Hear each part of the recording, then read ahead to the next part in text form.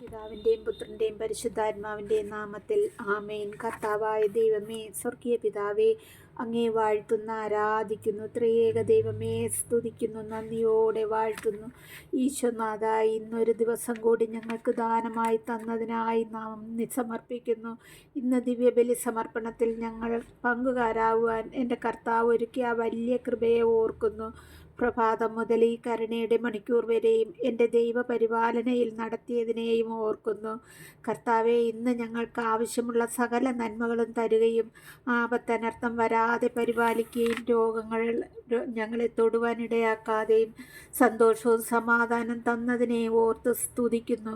പിതാവേ, ഇതാ വീണ്ടും ഞങ്ങളെയും കുഞ്ഞുങ്ങളെയും കൊച്ചുമക്കളെയും സഹോദരങ്ങളെയും സഹോദര കുടുംബങ്ങളെയും ഞാൻ ഓർത്ത് പ്രാർത്ഥിക്കുന്ന ഓരോരുത്തരെയും, പ്രാർത്ഥനാ സഹായം ചോദിച്ചിരിക്കുന്നവരെ, അവരുടെ കുടുംബങ്ങളെ, ഇപ്പോൾ എന്നിലൂടെ ദൈവത്തെ കേൾക്കുന്നവരെയും അവരുടെ കുടുംബങ്ങളെയും, പലവിധ വേദനയാൽ ഭാരപ്പെടുന്നവരെയും, ദൈവം ആരെന്നറിയുവാൻ ആഗ്രഹിക്കുന്നവരെയും, രോഗാവസ്ഥയിൽ പ്രാർത്ഥിക്കുവാൻ പറഞ്ഞിരിക്കുന്ന സഹോദരങ്ങളെയും, വളർന്നു വരുന്ന തലമുറകളെയും എൻ്റെ ഈശോയുടെ പാദതാരിൽ സമർപ്പിച്ച് പ്രാർത്ഥിക്കുന്നു. പാപികളായ മനുഷ്യ മക്കൾക്ക് വേണ്ടി മുറിക്കപ്പെട്ട എൻ്റെ ഈശോയെ, ആ തിരുമുറിവിനെ ഓർത്ത് ഞങ്ങളുടെ മേലും ലോകം മുഴുവൻ്റെ മേലും കരുണയായിരിക്കണമേ.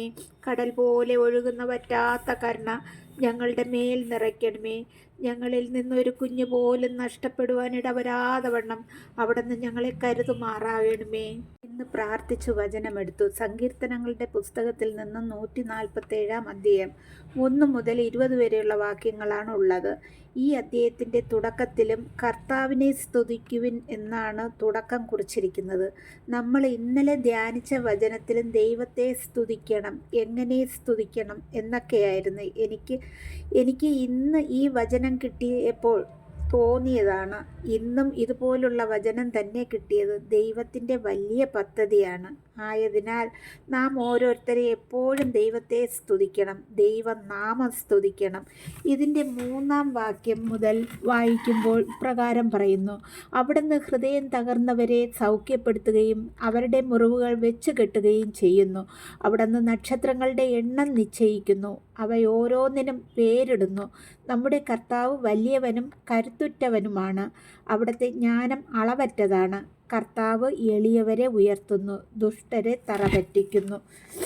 അപ്പോൾ നമ്മുടെ പേര് കർത്താവിൻ്റെ ഉള്ളം കയ്യിലുണ്ട്. നാം എങ്ങനെ ആയിരിക്കണമെന്നുള്ളത് ദൈവത്തിൻ്റെ ഒരു പദ്ധതിയാണ്. ആയതിനാൽ എൻ്റെ പ്രിയ സഹോദരങ്ങളെ, നമുക്ക് ഏറ്റവും എളുപ്പമുള്ളത് ദൈവത്തെ സ്തുതിക്കുക. ദൈവം നമ്മെ കാണുന്നുണ്ട്. ആമേൻ.